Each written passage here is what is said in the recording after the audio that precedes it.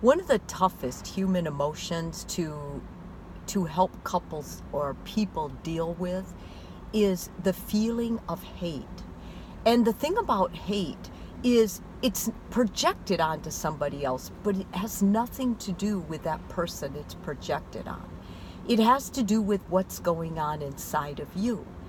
So there is no such thing as a baby hater. When babies come out, they don't know that, they don't recognize that emotion, they don't have that emotion. Babies are taught to hate, and they're taught to hate many times by the people who love them the most. And that's me and you, moms and dads, grandparents, other mentors in society.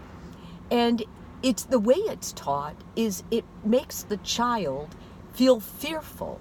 When a child feels fearful, they begin hating that feeling. So whether it's sexual identity, political campaign, your political preference, your religion, your, partner, your family member, one of your sisters, one of your brothers, it doesn't make a difference because that hate is inside you. And the fuel for it is fear or hate of something about yourself. So the way you deal with that is you project it onto somebody else. Like you may say, I'm fearful I could be bisexual. And because of that fear and your inability to talk about it, you repress it and you project it onto other people who have a sexual orientation that you think is despicable.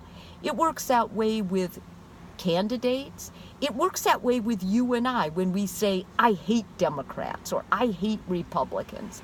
Basically, it's something in ourselves, some part of what that party stands for that you're kind of afraid that you have too. So rather than talk about it, you repressed it. In fact, most of us repress our feelings so much when we feel hate that we'll lie about it.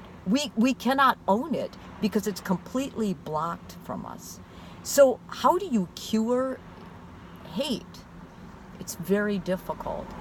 You have to encourage the person to be bold enough to start looking at themselves, to start taking themselves apart and looking at those parts that they don't like about themselves, feelings they've had in the past that they have to disown or hide or repress or suppress or whatever.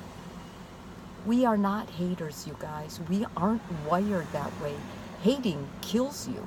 It actually raises your heart rate, it raises your blood pressure, raises your cholesterol, makes you not like other people, makes you bitter, makes you cynical, makes you sarcastic, all the things that make others look at you and turn away or not feel comfortable with you.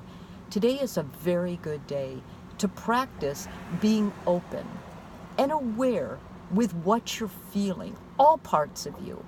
Because the truth is, whatever part you don't like, it probably wasn't something you came up with. It's probably something that was handed down to you from your family. So if you don't start looking at yourself, you're passing on fear, judgmentalness, opinions that may or may not necessarily go with your moral code now. So please, before we get any further away from each other, any more disconnected, let's try connecting by beginning with ourselves and looking at ourselves, okay? I'll try, you try too. Thanks, guys. Let's stop hate in this country.